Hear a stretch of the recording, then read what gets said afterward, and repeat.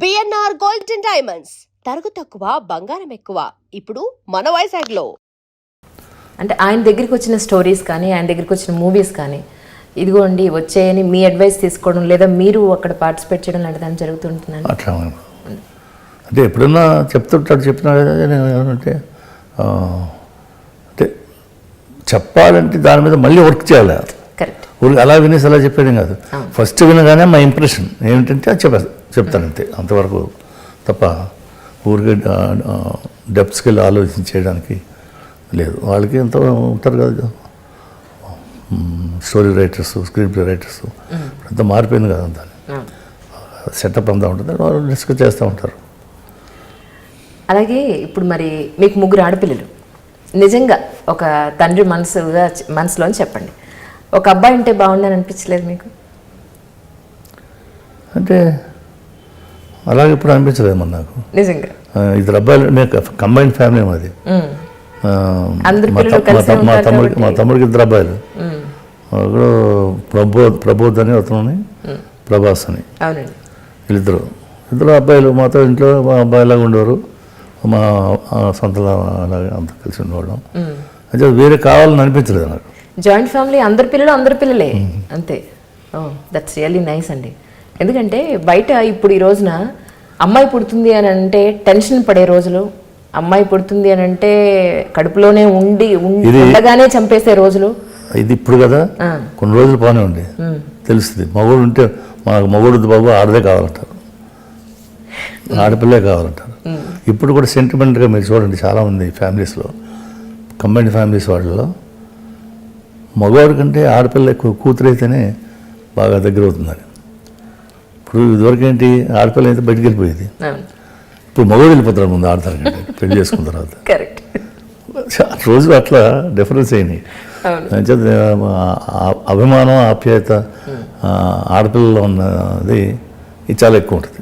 మగవాళ్ళలో ఉండదని అనలేదు, బట్ ఇక్కడ ఎక్కువ ఉంటుంది అన్నమాట. అంచేత ఆడపిల్ల పుడితే చాలనుకుంటారు కానీ ఆడపిల్ల వద్దనుకునే రోజులు రావు. ఇంకా ఇప్పటికే ఆడపిల్ల దొరకట్లేదండి. పెళ్లి చేసుకుందాం అంటే ప్రతి 100 మంది అబ్బాయిలకి 80 మంది అమ్మాయిలు మాత్రమే ఉన్నారు.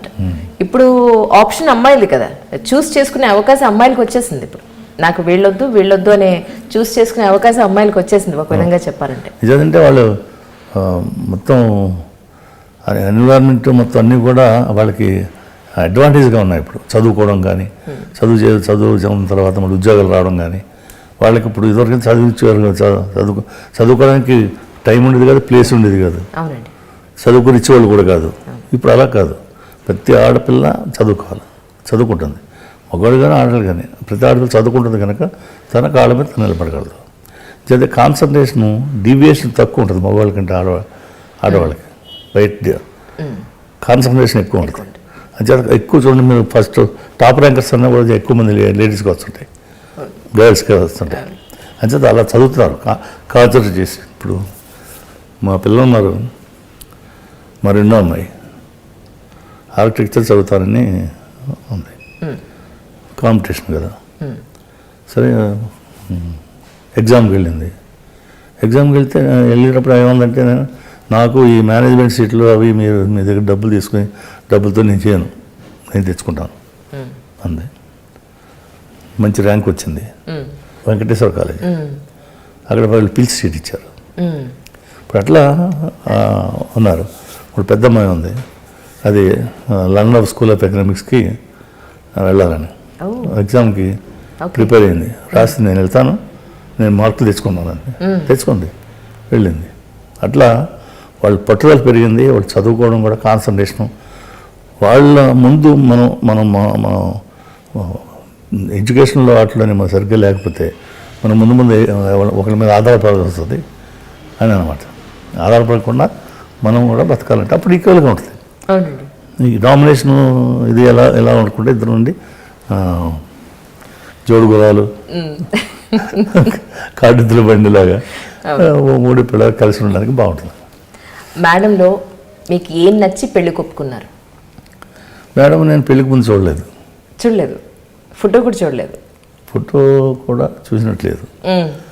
మరి ఏం నచ్చి చేసుకుని ఓకే చెప్పారు చెప్పండి? నిజంగా తనకు ఏం నచ్చింది మీరు అడగండి, చెప్పింది.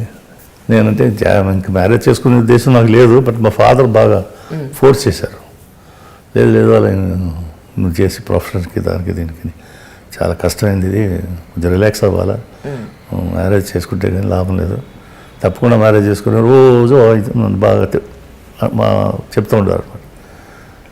సరే చెప్పి 1 సంవత్సరం వెయిట్ చేసిన తర్వాత అక్కడికి ఓకే అన్నాను.